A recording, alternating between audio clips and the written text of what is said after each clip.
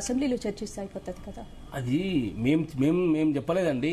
పెట్టండి, అసెంబ్లీ పెట్టండి, వస్తామని చెప్పేసి కేటీఆర్ గారు చెప్తే జూపల్లి కృష్ణారావు గారే నేనే తెలంగాణ భవన్కి వస్తానని చెప్పేసి వారు మాట్లాడింది, మేము మాట్లాడలేదు. అది ప్రభుత్వంలో ఉన్నటువంటి మంత్రులే ఆ రకమైనటువంటి సవాళ్లు చేసి ఈ రకంగా వాళ్ళు రోడ్ల మీదకి వచ్చినటువంటి పరిస్థితి. పోనీ మీరు అట్లా మీ మాట మీద ఉన్నారా? ఇవాళ పేపర్లో చూసిన కొన్ని పత్రికలలో ముఖ్యమంత్రి గారు చివాట్లు పెట్టిన మంత్రివర్గంలో మీరు ఎందుకు సవాల్ చేయాలా, మీరు ఎందుకు పోలేదని చెప్పేసి ముఖ్యమంత్రి గారే వారి మీద ఫైర్ అయినట్టు కొన్ని పత్రికల్లో చూస్తున్నాం, కథనాలు వస్తా ఉన్నాయి. అది సరే, అది వాళ్ళు ప్రభుత్వం తేల్చుకోవాలి. మీరు ముఖ్యమంత్రి గారు వస్తారా, ఉప ముఖ్యమంత్రి ఆర్థిక శాఖ మంత్రి గారు వస్తారా, లేకుంటే మీ ఎంటైర్ క్యాబినెట్ ఒకవైపు ఉండండి.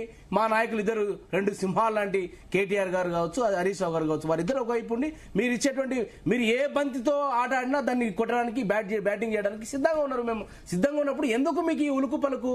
ఒకటి. రెండోది, ఇప్పుడు బీజేపీ పార్టీ ఏదో నితిన్ నబీ గారు వచ్చారంట, ఈరోజు మ్యాచ్ ఫిక్సింగ్ తో నడుస్తుందంట. అయ్యా అశోక్ గారు, ఈరోజు సమాజం అంతా చూస్తా ఉంది. రేవంత్ రెడ్డి గారి మీద ఈగవాలని ఇవ్వకుండా, రేవంత్ రెడ్డి గారికి ఏ కష్టం వచ్చినా, రేవంత్ రెడ్డి గారికి ఏ బాధ వచ్చినా నేనున్నా రేవంత్ అని బండి సంజయ్ గారు మాట్లాడుతూ ఉన్నారు. ఇవాళ మీకు ఏం మాట్లాడనీకే లేదు. మీరు అసలు చర్చలే లేరు. ప్రిన్సిపల్ అపోజిషన్ పార్టీగా బీఆర్ఎస్ పార్టీ ఉన్నది. ఈరోజు మన బండి సంజయ్ గారి స్టేట్మెంట్ చూశాను నేను. అసలు ఆయనకి ఏమైనా సంబంధం, బోడగుండకి తోకకి ఏమైనా సంబంధం లేకుండా మాట్లాడతారు. ఆయన ఏం మాట మాట్లాడుతున్నారు బండి సంజయ్ గారు? అంటే రేవంత్ రెడ్డి గారికి ఈరోజు కష్టం వచ్చింది కాబట్టి, రేవంత్ రెడ్డి గారు ఈరోజు డిఫెన్స్ లో పడినారు కాబట్టి, ప్రభుత్వం మొత్తం డిఫెన్స్ లో ఉంది కాబట్టి, అప్పర్ హ్యాండ్ బీఆర్ఎస్ పార్టీ అయింది కాబట్టి, దాని నుంచి డైవర్ట్ చేయడం కోసం మళ్ళీ కొత్త డ్రామా తీసుకొచ్చిండు. ఏంది ఇదంతా? ఈ డ్రామా కాకపోతే ఏంది? మీ నితిన్ నబీని ఎవరు గుర్తుపడతారు? నేను ఛాలెంజ్ చేస్తున్నా ఇలా జీ తెలుగు వేదిక మీద. నేను మీకు ఇప్పుడు ఏది మీ ఎమ్మెల్యేలు ఉన్నారు కదా, శాసనసభ్యులు ఉన్నారు కదా, ఆదిలాబాద్ కావచ్చు, నిర్మల్ కావచ్చు, ఇంకా చాలా మంది ఉన్నారు కదా, అక్కడికి వెళ్దాం, ఒక గ్రామంలో నిలబెడదాం. ఈయన ఎవరైనా గుర్తుపట్టి ఆయన కానీ గుర్తుపట్టారనుకో, మీరు ఏదంటే సిద్ధం. ఎవరు మీ నితిన్ నబీని ఎవరు పట్టించుకుంటారు? అసలు మిమ్మల్ని ఎవరు పట్టించుకునే పరిస్థితే లేదు. ఇవాళ మీరు చాలా కథలు ఉన్నాయి. తెలంగాణకు పెను ద్రోహం చేస్తుంది బీజేపీ పార్టీ. ఇవాళ కృష్ణా నీళ్ళలో కావచ్చు, ఆ ట్రిబ్యునల్ సంబంధించింది, ట్రిబ్యునల్ తీర్పును వెల్లడించండి, ట్రిబ్యునల్ వెల్లడించి కృష్ణాలో మన తెలంగాణ వాటేందో తేల్చండి. అదే గోదావరి మీద ఇప్పుడు బరకచెర్ల మీదుగా తీసుకెళ్తున్నారు, నల్లమల సాగర్ మీదుగా కావేరికి నీళ్లు దోసుకెళ్తా ఉన్నారు తెలంగాణకు. తెలంగాణ డిపిఆర్లు పెండింగ్ పెడుతున్నారు. ఇలా తెలంగాణ సంబంధించిన మెట్రో కావచ్చు, ఇవన్నీ మీరు పెండింగ్ పెట్టు మళ్ళీ మీరు తగుదనమ్మా అనుకుంటే మీరు ఏదో చూస్తూ మీరు ఏదో థర్డ్ ప్లేస్ లో ఎక్కడో ఫోర్త్ ప్లేస్ లో ఉన్నారు.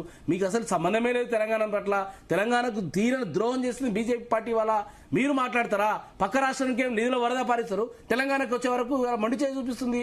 ఏం ప్రాజెక్ట్ తీసుకొచ్చారని మీరు ఇలా నేను ఛాలెంజ్ చేస్తున్నా. ఇవాళ మీరు అంటున్నారు కదా, కాంగ్రెస్ బీఆర్ఎస్ ఒకటి అని చెప్పేసి మాట్లాడతారు కదా. నేను స్పష్టమైన ఆధారాలతో సాగిస్తున్నా.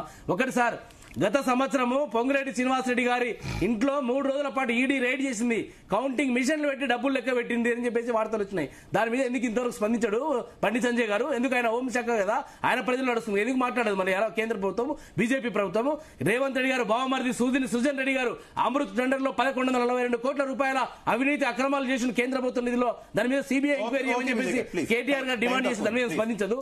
అదే కాకుండా సార్, ఇప్పుడు ఈ బొగ్గు ఏదైతే సింగరేణిలో 40 లక్షల మెట్రిక్ టన్నుల బొగ్గు మాయమైపోయింది, 1600 కోట్ల రూపాయల రాష్ట్ర ప్రభుత్వానికి నష్టం జరుగుతూ ఉంది. దాని మీద ఎంక్వైరీ చేయమని మా party working president Kishan Reddy గారికి లెటర్ రాస్తే ఎందుకో స్పందించదు. మీరు ఒకటి ఎలా బీజేపీ రేవంత్ రెడ్డి కాంగ్రెస్ పార్టీ రాష్ట్రంలో చట్టా పట్టాలు వేసుకొని